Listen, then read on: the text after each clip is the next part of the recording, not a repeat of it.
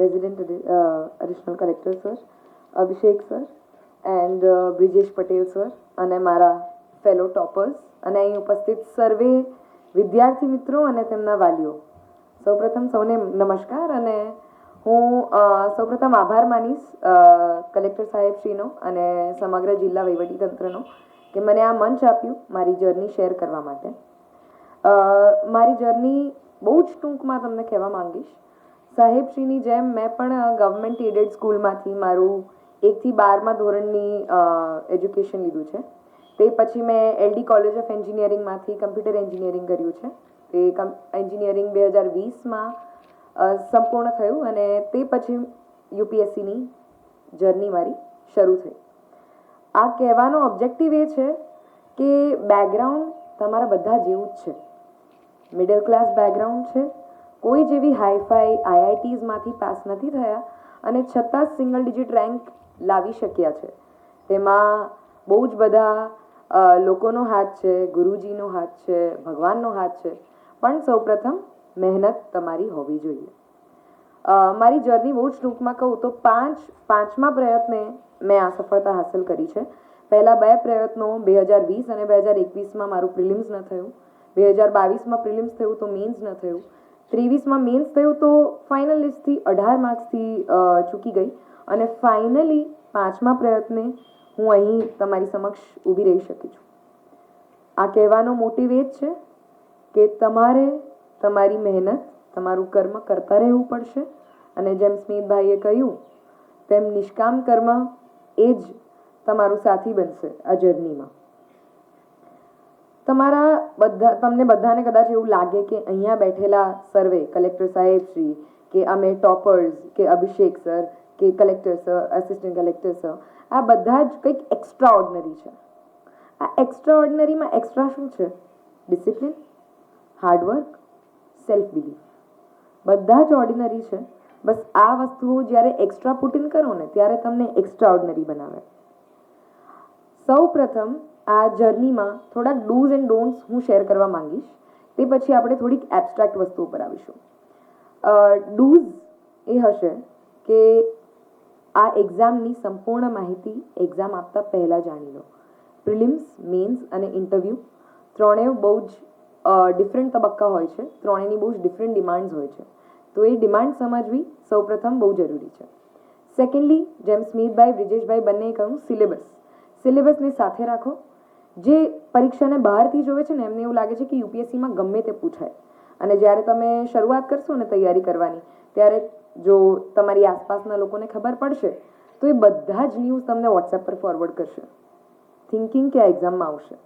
પણ બધું જ એક્ઝામમાં નથી આવતું. એક્ઝામમાં આવે છે તો એ છે જે તમને સિલેબસમાં કહેવામાં આવ્યું છે અને એની સાથે સાથે જેમ કહ્યું previous year questions A UPSC as a body તમને કહી રહ્યું છે કે અમે કયા ટોપિક્સમાં ઇન્ટરેસ્ટેડ છીએ. તમે એ જ ટોપિક્સની તૈયારી કરો. સેકન્ડ, તમારે રિસોર્સિસને લિમિટેડ રાખો. મને ક્યાંકથી એક વાત યાદ આવે છે કે જ્યારે મેં તૈયારી શરૂ કરી ત્યારે એક જણે કહ્યું હતું, don't become a collector before becoming a collector. એટલે બુક્સના કલેક્ટર, રિસોર્સિસના કલેક્ટર નથી બનવાનું. કલેક્ટર સાહેબશ્રીની જેમ કલેક્ટર બનવાનું છે અને એના માટે તમારા રિસોર્સિસ લિમિટેડ હોવા જોઈએ, ક્લિયર હોવા જોઈએ અને એની સાથે હોવું જોઈએ રાઇટ ગાઈડન્સ. જેના માટે સાહેબશ્રી આ સેમિનારનું આયોજન કર્યું છે કે તમને રાઇટ ગાઈડન્સ સરસ સમયે, સાચા સમયે મળી જાય. ત્રીજી વસ્તુ, પ્રિલિમ્સ માટે તમારા નોલેજની બ્રેડ્થ મપાય છે, મેન્સ માટે તમારા નોલેજની ડેપ્થ મપાય છે અને ઇન્ટરવ્યૂ સ્ટેજ પર આ જે નોલેજ તમે ગેઇન કર્યું છે એ બધું તમે કેટલું સરસ રીતે પ્રેઝન્ટ કરી શકો છો એ મપાય છે. એટલે આ ત્રણેય ડિમાન્ડ્સને દરેક તબક્કે અલગ અલગ રીતે અને સારી રીતે ફૂલફિલ કરવાની હોય છે. હવે ત્રીજું ડૂ એ છે કે તમારો માઇન્ડસેટ, જેમ બ્રિજેશભાઈએ વાત કરી કે તમારો માઇન્ડસેટ બહુ જ ક્લિયર હોવો જોઈએ. ક્લિયરથી મારો મતલબ શું છે કે તમે આ એક્ઝામિનેશન કેમ આપી રહ્યા છો. જ્યારે તમે 21 વર્ષે, 22 વર્ષે, 23 વર્ષે એક્ઝામિનેશન આપતા હોય તો બધા તમને એવું કહે કે તમે તમારું યુથ ગુમાવી રહ્યા છો. જો અને મારા જેવા 5 પ્રયત્નો થઈ જાય તો લાગે જ કે યુથ કદાચ જતું રહ્યું છે, તમારા પ્રાઇમ યર્સ જતા રહ્યા છે. ત્યારે તમારે ખુદને યાદ કરાવવું પડે કે તમે આ એક્ઝામિનેશન કેમ આપી રહ્યા છો. Keep your goal, your objective higher than yourself. તમે આ એક્ઝામિનેશન પાસ કરવા માટે નથી આપી રહ્યા. એક્ઝામિનેશન પાસ કર્યા પછી તમે શું કરવા માંગો છો સમાજ માટે, દેશ માટે, તમારા રાષ્ટ્ર માટે, એ વિચારો. અને ત્યારે તમને જો નિષ્ફળતાઓ મળશે ને તો આગળ વધવાનું એ જે મોટિવ, જે ડિઝાયર છે, જેમ સાહેબે કીધું કે ઇન્ટરનલ ડ્રાઈવ જોઈએ. ઇન્ટરનલ ડ્રાઈવ તમને તમારો ઓબ્જેક્ટિવ, તમારો ગોલ આપશે. ચોથી વસ્તુ પેશન્સ. પેશન્સ એ વસ્તુનું કે બહુ જ બધી નિષ્ફળતાઓ મળશે અને એ નિષ્ફળતાઓ માટે તમારે તૈયાર રહેવાનું છે. આ એક quote again, you have chosen UPSC but it is not certain if UPSC will choose you, right? જેમ સાહેબે કીધું કે સ્ટેટિસ્ટિકલી બહુ જ ઓછા લોકો આ એક્ઝામિનેશન પાસ કરી શકે છે. તો એમાં એક સીટ મેળવવા માટે તમારે તમારી પાસેથી રિયલિસ્ટિક એક્સપેક્ટેશન રાખવાની છે. પહેલો અટેમ્પ્ટ જ્યારે બધા આપે ને, મારો પણ એ જ મત હતો કે પહેલો અટેમ્પ્ટ આપીને આપણે ક્લિયર કરી લઈશું. પણ જ્યારે તૈયારી પૂરી ના હોય તો એ તૈયારી પૂરી કરવા માટે બીજો, ત્રીજો, ચોથો અને પાંચમો અટેમ્પ્ટ લાગ્યો. એટલે આનાથી ચોથો point, be honest with your self. તમારી શું તૈયારી છે, કેટલી તૈયારી છે, શું રિસોર્સિસ છે, એ તમને જ ખબર છે. તમારા ગુરુ પૂછશે, તમારા ટીચર્સ પૂછશે, તમારા કલીગ્સ પૂછશે, તમારા પેરેન્ટ્સ તમને પૂછશે કે બેટા તૈયારી કરી? તમે કહેશો હા. રોજ 8 કલાક વાંચે છે? તમે કહેશો હા. પણ એ 8 કલાકમાં તમારા મગજમાં તમે કેટલું વાંચ્યું અને અંદર કેટલું ઉતાર્યું એની સમજ સંપૂર્ણ રીતે ખાલી તમને જ છે. તૈયારી કેટલી થઈ છે, કેટલી બાકી છે અને કેટલા એફર્ટ્સ હજી નાખવાના છે એનું એનાલિસિસ તમે જ કરી શકો છો, બીજું કોઈ જ નહીં, રાઈટ? Next, 5th point. કોઈકને આ એક્ઝામિનેશનની માહિતી 10મા પછી મળે છે, કોઈકને 12મા પછી મળે છે અને મારા જેવા કોઈક હોય એમને કોલેજમાં આવીને પણ ખબર પડે છે કે યુપીએસસી શું હોય. યુપીએસસી 22 ડિફરન્ટ સર્વિસીસ ઓફર કરે છે. તમે એકવાર એક્ઝામિનેશન ક્લિયર કરો એ તો પછીની વાત છે, પણ યુપીએસસી એક બોડી છે. એ જ મને 2017માં ખબર પડી, રાઈટ?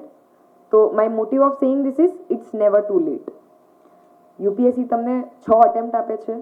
32 વર્ષ સુધીની આયુ સુધી તમે આ એક્ઝામિનેશન આપી શકો છો.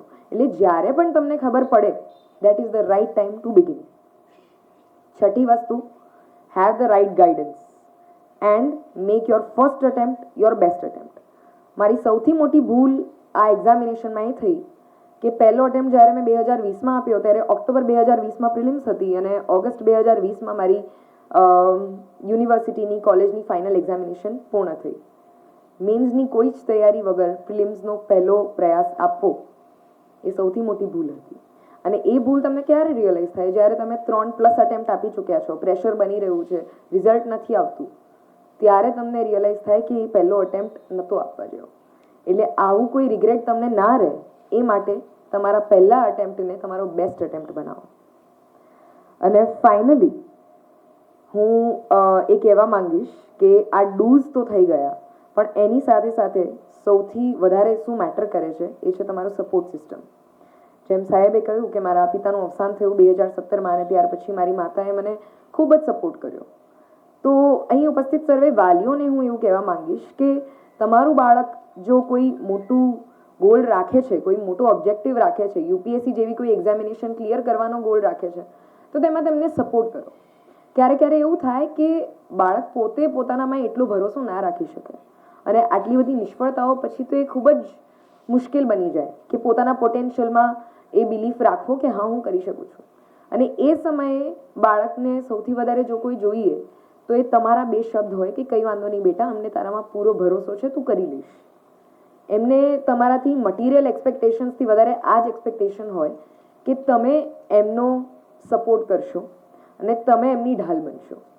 સમાજ જ્યારે કોઈ પણ મહેણા મારે ત્યારે તમે એ સમાજને એવું કહેશો કે મને મારા બાળકમાં પૂર્ણતઃ ભરોસો છે કે આ એક્ઝામિનેશન ક્રેક કરી લેશે.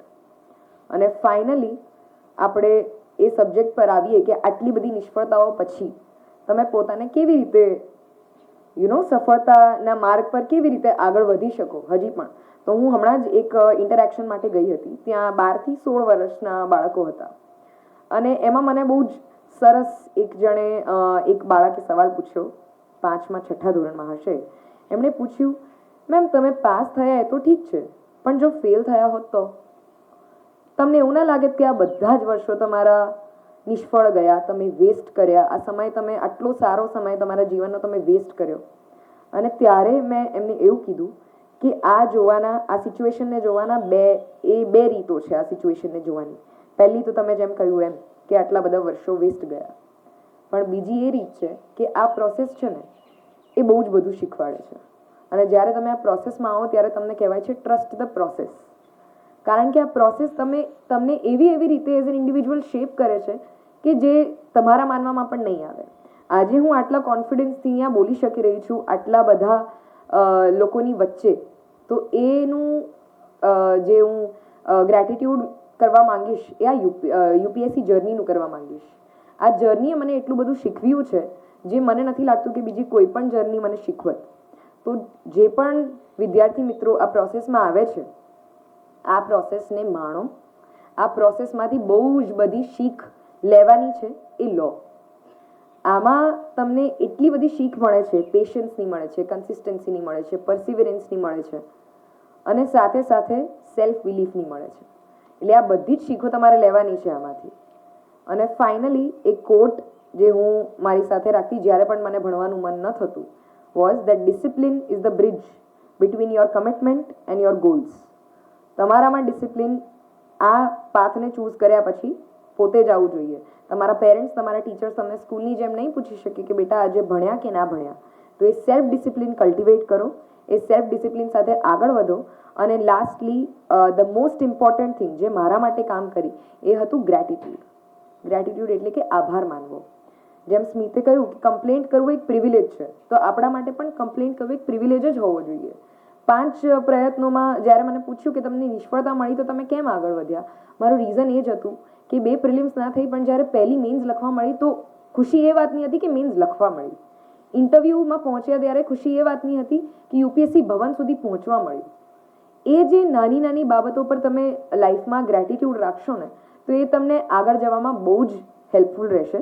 અને તમારી એકેડેમિક જર્ની સિવાય તમારી નોન એકેડેમિક જર્ની પણ આમાં ઘણી બધી હોય છે. એટલે તમારી હોબીઝને તમારી સાથે રાખજો. આ એકેડેમિક જર્નીમાં ઘણા બધા લોઝ આવે છે અને ત્યારે તમારી હોબીઝ, તમારા ફ્રેન્ડ્સ, તમારી ફેમિલી, આ લોકો, આ વસ્તુઓ બહુ જ કામમાં આવે છે. અને આ પછી હું એ જ રીતે અંત કરવા માંગીશ કે મને આશા છે કે આ મેં જે પણ મારી જર્ની શેર કરી તેમાંથી તમને કંઈક મોટિવેશન, કંઈક ઇન્સ્પિરેશન મળ્યું હોય. અને થોડાક વર્ષો પછી હું જોવા માંગીશ તમારામાંથી ઘણા બધા ચહેરા જે સ્ટેજની આ બાજુ હોય અને સેમ રીતે પોતાની જર્ની શેર કરતા હોય. Thank you very much.